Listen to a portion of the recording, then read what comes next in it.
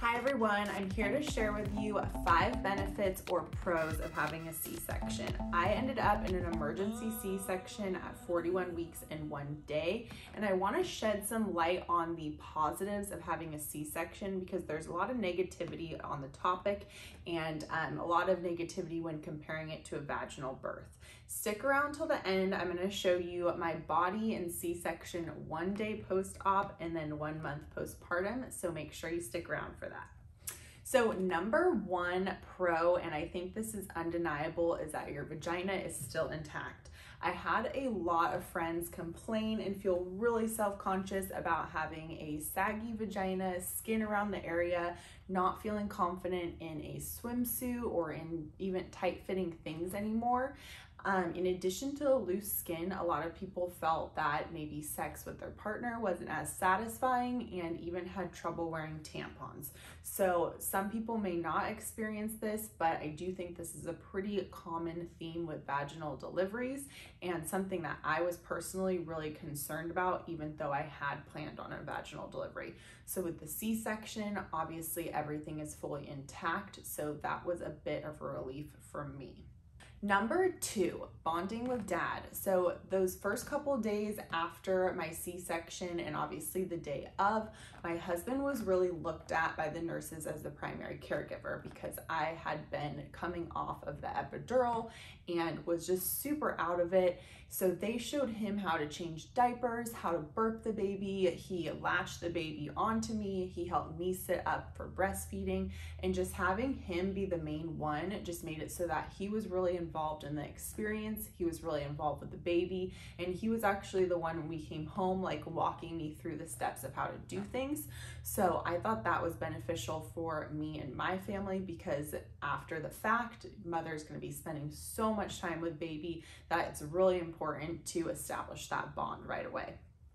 Number 3 is going to be the pain. So some people may disagree with me, but my C-section was pretty painless, with it even being unplanned. Now, I experienced labor contractions for about 12 hours before we went into the emergency C-section, and I can personally say that the labor contractions I felt, even it was before I got the epidural, that those were more painful than the pain that I felt 2 days or even 2 weeks after the C-section in my recovery time. I didn't feel any pain during the actual C-section operation. And then after, yes, I was in pain, but the main pain medication that you get after the C-section is going to be Tylenol and ibuprofen, which is just over the counter. And they offered me oxytocin once. I took it. I didn't feel any more pain relief from that. So with those over-the-counter meds, that was the only thing I really used in my entire recovery for the pain. And as I mentioned, that pain was less painful than the contractions I felt even early on in labor. I had only gone to 3 centimeters. Number 4 is the recovery time. So with my C-section, yes, I have to wait 6 weeks till I can work out, and they want you to be pretty light as far as your activity. However, I've talked to a lot of friends that have had tears and episiotomies from vaginal births, and having sutures going from my vagina to my butt where I have to pee and poop and sit down on sounds to me a lot worse of a recovery than from a C-section. So my C-section recovery was pretty easy. I'm really in shape. The only difficult things I would say would be at night when I had to get up and down to breastfeed the baby and sit. That was pretty uncomfortable, but I would rather have those sutures in my stomach where there's not going to be a lot of pressure than in between my vagina and butt with a tear and episiotomy. So the recovery time for me was pretty stress-free and pain-free. Number 5 is going to be potential financial benefits. So this might seem a little bit superficial, but I had to put it on there because it's just true.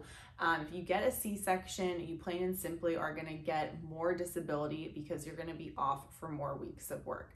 Now, with this being an unplanned C-section, obviously it's not like I chose to have a C-section to get my disability money, but hey, the government is saying that these women need a longer recovery time, and so therefore they're gonna pay out your disability for longer. So make sure if you did get a C-section to utilize that time to recover and talk to your doctor about filing a longer claim.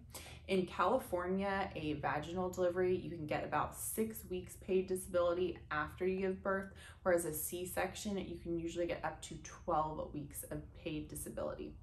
So I hope this video was useful. I really made this for moms that are maybe going into a planned C-section, or maybe you are planning on a vaginal and you're just doing your research in case you end up in an emergency C-section, which is honestly what I did.